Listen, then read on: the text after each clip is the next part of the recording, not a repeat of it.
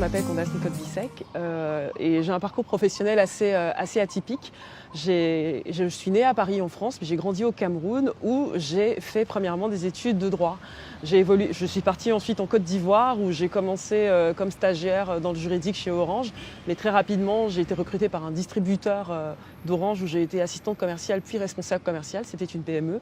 Quand j'ai atteint mon plafond de verre, j'ai déménagé en France où j'ai été admise à l'ESSEC, l'école de commerce. Et à partir de là, j'ai eu la possibilité de travailler pour L'Oréal en marketing, puis dans le conseil en Asie et en France également. Ma dernière expérience française était dans un cabinet de conseil spécialisé sur les marchés émergents et l'économie numérique. À partir de là, un chasseur de tête m'a approché pour me proposer de rentrer diriger un site de commerce en ligne au Cameroun qui s'appelait Keimu à l'époque et Jumia Market plus tard, ce que j'ai fait entre 2014 et 2017. Aujourd'hui, j'ai le plaisir de répartir mon temps entre trois activités principales. La première, je travaille avec Stanford Seed, l'institut que l'université de Stanford a créé pour aider des dirigeants de PME à faire grandir leur business par l'innovation. Donc on aide des entrepreneurs à faire grandir d'échelle leur affaire. D'autre part, je continue de prodiguer des conseils et aussi des interventions en tant que conférencière dans le domaine du numérique et de l'e-commerce. Et enfin, j'aide des femmes à faire grandir leur business et leur carrière sur mes plateformes personnelles et sur ma page Facebook. On peut avoir les mêmes chances en fonction de l'éducation qu'on a reçue. Malheureusement, les garçons et les filles, que ce soit en Afrique ou ailleurs, malheureusement, ne sont pas toujours éduqués de la même façon.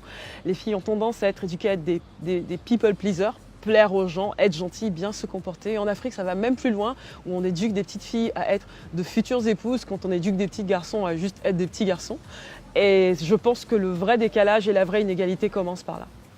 Je pense que pour pouvoir changer les mentalités autour de ces questions d'inégalité, il faut déjà apprendre aux parents, apprendre aux mères à éduquer des filles féministes et des garçons féministes. Avoir conscience que les éduquer dans une logique d'égalité, égalité des chances, égalité d'aspiration, qu'une petite fille veut devenir ingénieure ou qu'un garçon veut devenir styliste, leur donner la capacité de la meilleure version d'eux-mêmes.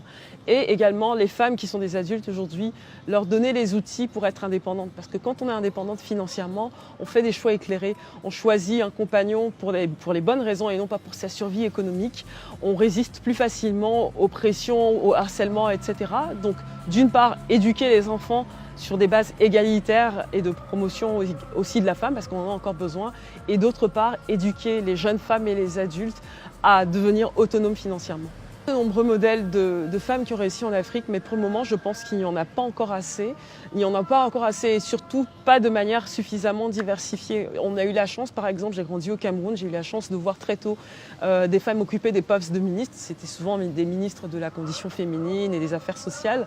Mais néanmoins, je pense qu'il est important aujourd'hui d'avoir plus de modèles féminins dans différents secteurs, des modèles de réussite, des modèles de femmes qui brillent, qui impactent positivement l'environnement pour donner envie et inspirer les jeunes filles ou les petites filles à également faire de leur mieux dans leur vie professionnelle, dans leur carrière. Mais également des modèles de réussite, je dirais à 360 degrés, dans le sens où avoir des femmes qui ont un mari gentil, qui ont des enfants, une vie de famille épanouissante, mais qui sont au top de leur niveau dans leur carrière, dans la présentation ou dans la création de leur entreprise, pour pas qu'on continue de stigmatiser les femmes qui ont une passion pour autre chose que faire la cuisine et le ménage.